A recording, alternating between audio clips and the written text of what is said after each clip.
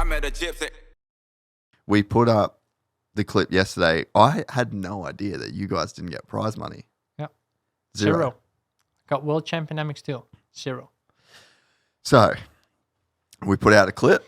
It got like 300,000 views. It really blew up. I had people from in front text me like it turned into a thing, right? Yeah. And the comments, there was a bunch of comments, and I don't even have Instagram on my phone, and I fucking downloaded it, and I'm just like replying back to some people.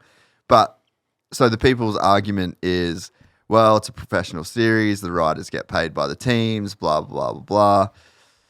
And they're like, Formula One, the drivers don't get prize money. MotoGP, the riders don't get prize money. And I'm like, cool, fair enough. And one guy had a pretty good comment where he basically said it's a professional model. In front provide the platform, then the teams pay the riders. And I was like, all right, all good. Like he said, you're focusing on a privateer model. And I'm like, hey, I'm actually down to take privateers out of the equation. But whenever I say that, people get the shits big time, right? So you got in front that doesn't pay any prize money, but it's 1,000 euros to enter the race, right? I'm not sure what it is exactly. It's about 1,000 euros. Then it's 300,000 plus euros for a track to get a GP. True. So they're saying, privateer, they're saying it's professional, we're providing this platform, like the teams compensate the riders, but the series isn't compensating the teams, and then the teams aren't passing that on to the riders. The teams, I believe, get charged to park there, and if you say anything against, like last year, the qualifying race or the year before, they made teams park out of didn't even let the teams park in the pits, right?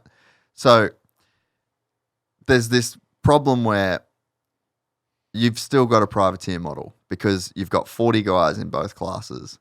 We don't even have 40 guys. And then you go to China and there's like 11 dudes racing. Indonesia, so they're trying to have it both ways. So the people that want to say like, oh, you can't complain about prize money, it's a professional series, blah, blah, blah. I honestly think that's bullshit because you are still doing a privateer model. If you're expecting people to just show up, pay an entry fee, and pay their own, so there's no kickbacks from the teams. The teams don't pass on money for the ride. So it seems like to me, from the outside looking in, that they're trying to have it both ways. And to say like, oh, they're providing a professional platform, no, they're not. Spain at the last round, Prado's from Spain, and he said that wasn't a GP track. China, not a GP track. Turkey, in the middle of nowhere, 5 hours from a city. You're getting no crowds. You're getting no riders. So it's like, to me, that argument doesn't really hold up when you're trying to say that, oh, this is professional. Like, I just think that they're trying to have it both ways. And I think that as long as you keep going to these places that are shit, like you're not showing a world, like if it's not at a world championship track with world championship, right? Like, is it a world championship? I mean, I got your point, and I saw this interview from David Longo, and he was also right. Like, look at my career, and like I told you with Levi Townley, he's gonna go into EMX. He's gonna learn so much from racing the GP tracks. And yeah, you're right. Like Spain, like Jorge said, there's so many beautiful tracks in Spain, and then we go to this place. Why? So probably for the money. But so yeah, that we have so many nice tracks, and then it's right like you said it. But I mean, the EMX class, that's where they spend also a lot of money to have them racing. There's many more things like TV, all this stuff. And if you look at my career, I grew up racing 125, EMX 250.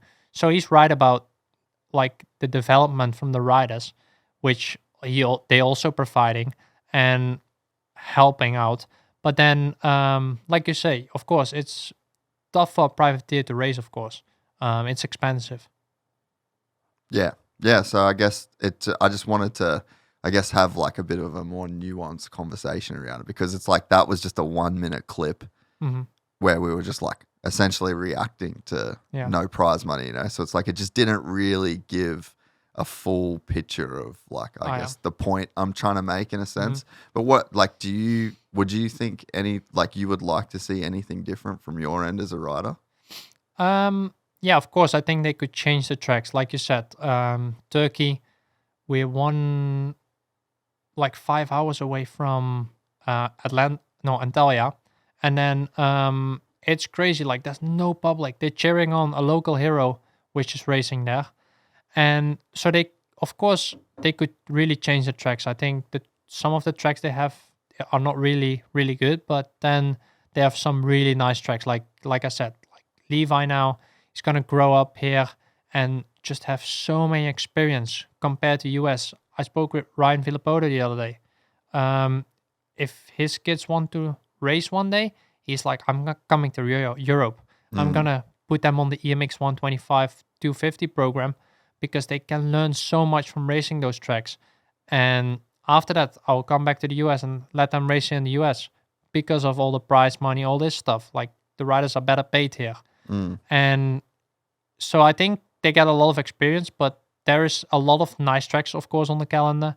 France, we have amazing tracks sometimes. Um, Even in Spain, the first one in Madrid, really cool track. Also a new built one. It actually was kind of the same like this one we had here. It's next to a shopping center, but it turned out to be really good. This one, the last round, it just wasn't good enough for a GP.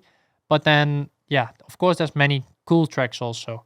So yeah, there's two different ways from it. But yeah, I get both sides. Yeah, and it's just cool to hear your opinion on it, you know, because like, I mean, I've only been to a handful of GPs, but obviously I'm just talking to a bunch of guys and like Jeffrey said the same thing.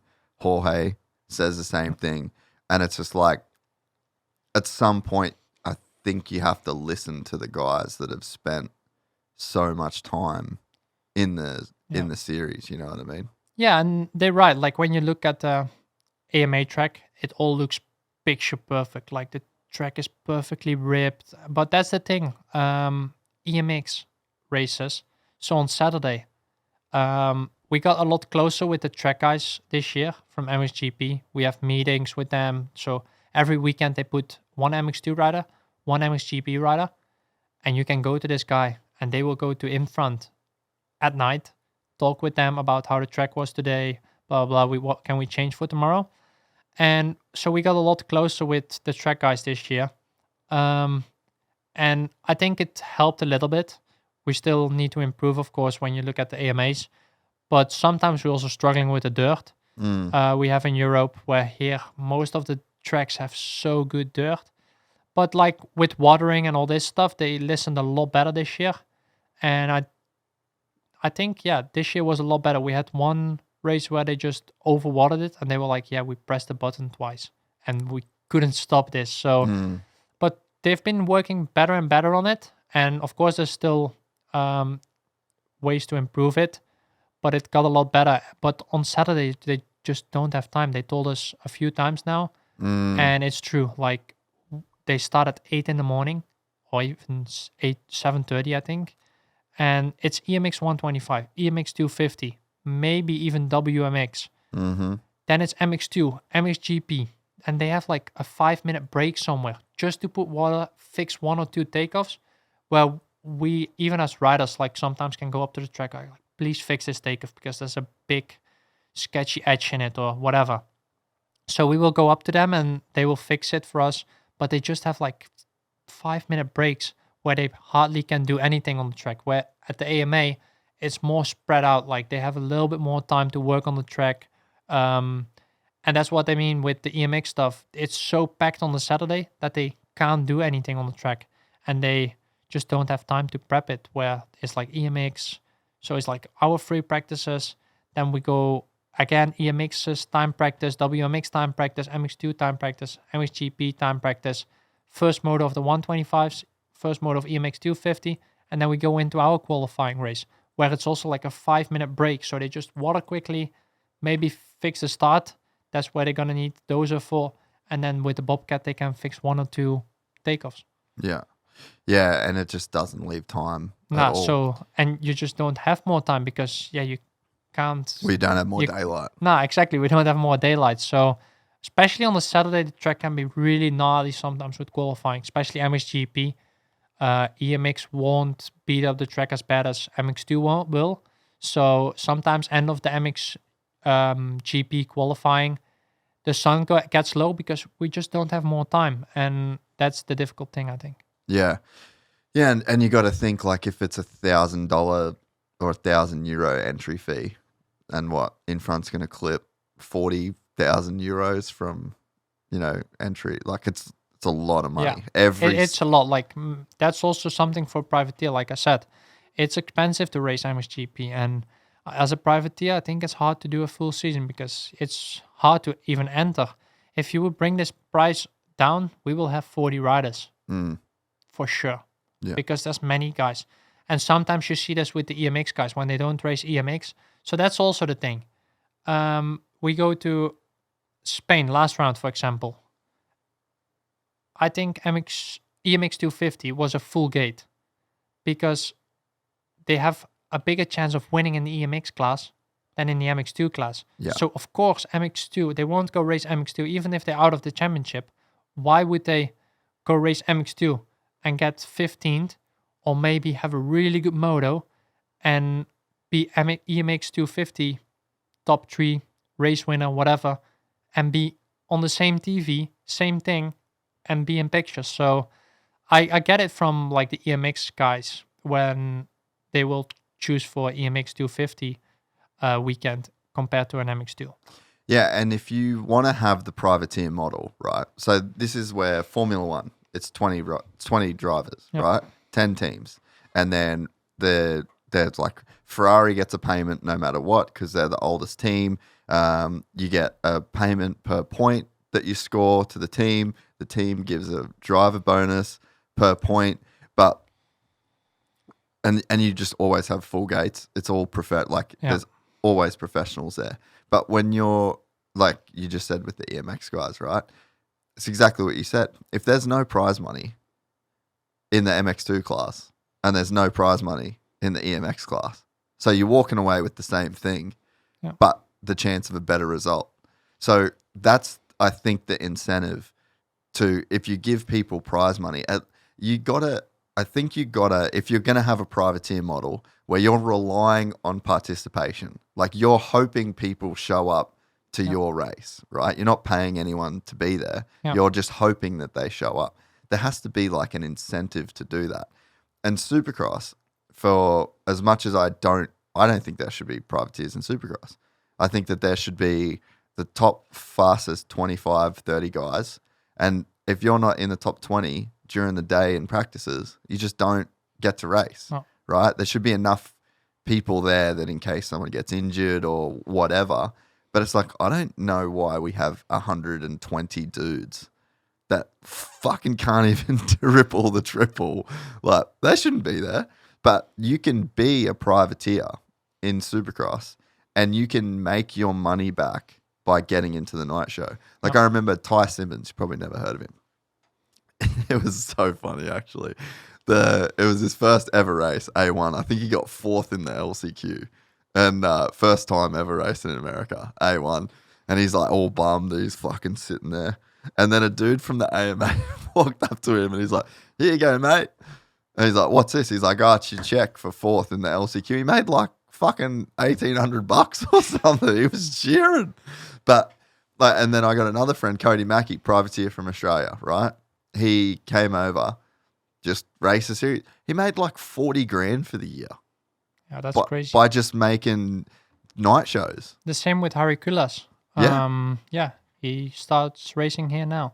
So he also made quite a lot of money. I think he even was on the list from like the SMX guys. Yeah, yeah. And he was 20th or something. I'm not sure what he finished, but he also made proper money to live from, actually, I think. So yeah, that's something pretty cool. But yeah, I get what you mean. If they would already bring down the start money or even put on MX2 and MXGP, they put prize money where you even have the entry from the EMX guys or whatever, like wherever you get it from, sponsors, whatever.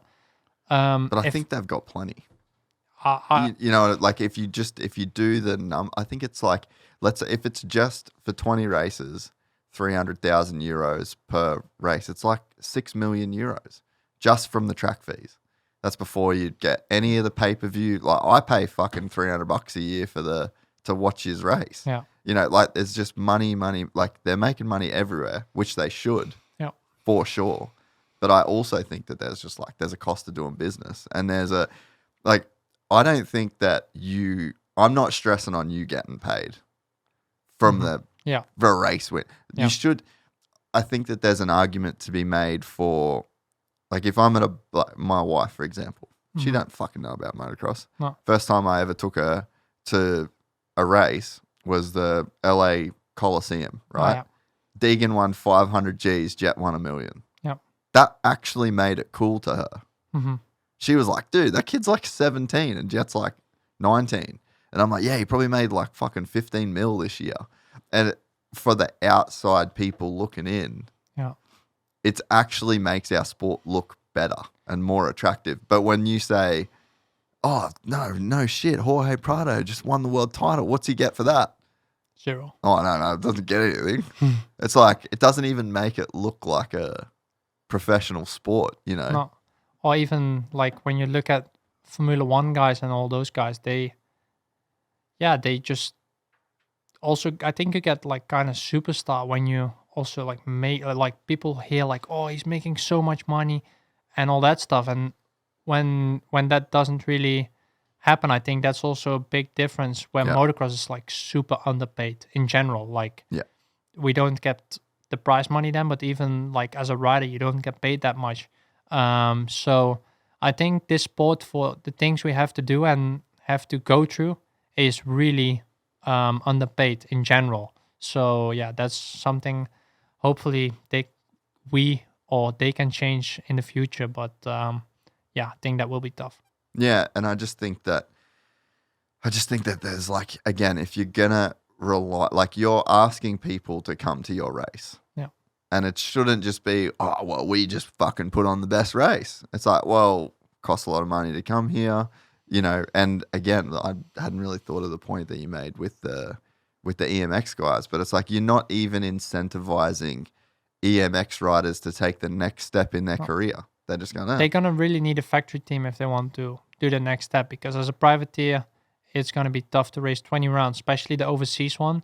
So I think here you can basically, if you doing crazy stuff, you can drive everywhere. To each round. And at home it's just impossible. So you have to fly your bikes out with the crates, which is super expensive. Like it's unbelievable. I think it's close to like 50,000 euro per rider to send your bikes to China or to Indonesia. So it's really, really expensive to go to those races as a privateer. It's like impossible, let's say, or you need to have a really rich background, let's say. But for the normal privateer, it's impossible to do that. Where here you can drive. Okay, still you're gonna need to pay 1,000 euros of fuel, but it's possible. And that's not possible down in Europe.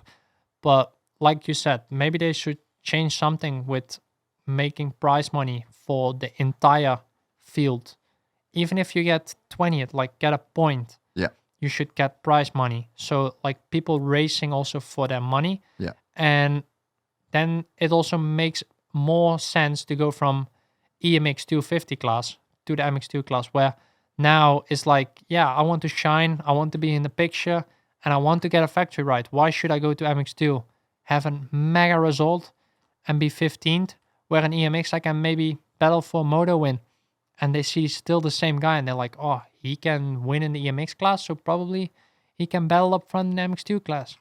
So, I get what you mean, and I think that's one thing they maybe should change.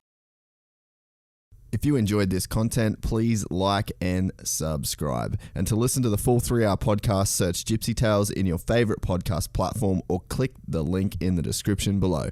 Gypsy Gang.